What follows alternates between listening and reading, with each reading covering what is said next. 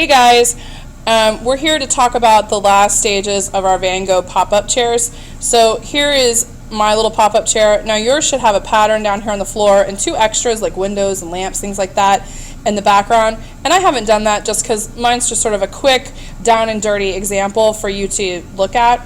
The part we're going to be focusing on right now is creating the pop-up part. So let me show you in our example. So here was our example. And if I tilt it up, remember, you can see this part that pops up if I tilt it to the side. You can see, and there's even a little space in here, kind of stick my finger, there we go. There's a little space in there you can see, okay?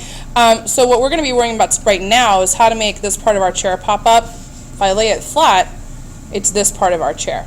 Okay, so let's look back here at my example. So what you want to do is you want to create a cut on your chair that goes from right here, this exact point. Let me point with the colored pencil. This point right here, and you want it all the way down to the bottom point of your leg, okay? You don't want to go beyond that. So from right here to the bottom point of your leg, and you want to do that on both sides. The easiest way to start that cut, just sort of take your paper, okay, fold it like that, and you're going to create a little snip. Not a big one, you're not cutting the whole space. Just a little snip, just like I did. See, I didn't cut the whole area, I just cut a little space. Unfold it again, and now I have a little area that my scissors can poke down into, and I'm going to cut right up to that point, right?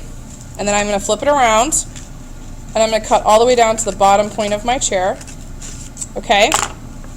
And now I'm going to do the same thing to the other side. So I fold it again, and I'm just creating a little snip, okay? Not cutting the whole thing again. Unfold.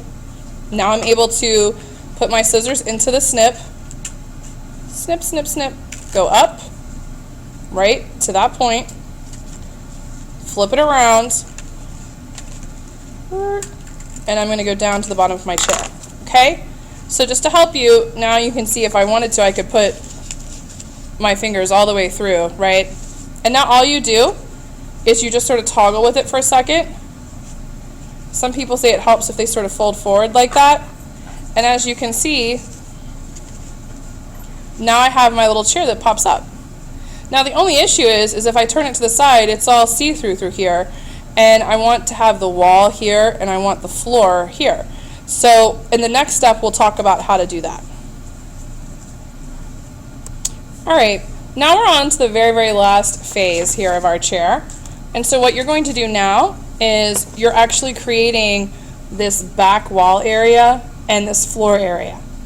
In the last step, if you remember, when I tilt my little example chair up, it's empty in this area. So that's what we're going to be doing.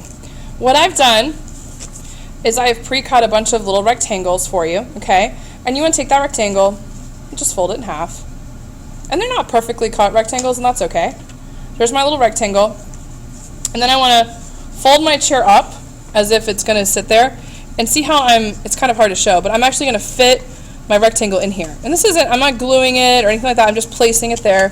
You may have to play with it for a second, okay? So I've done that, and then you're going to have to just kind of use a crayon and just sort of go in there, and you're just going to kind of try to place the, it's sort of hard to do on the camera, but I'm going to sort of try to place the marks where I know where the floor is and I know where the back of my chair is.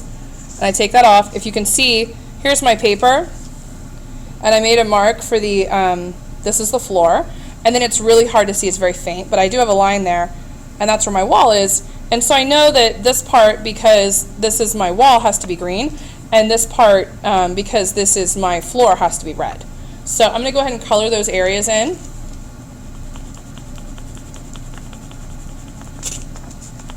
And I really hope you're coloring nice and neat, okay? So here's my little piece, it's all colored, and here's my chair, and I actually have a little pot, it's kind of hard to see, but it's some glue and a brush. And so now what I'm going to do is, on these little extra parts here, I'm going to brush some glue.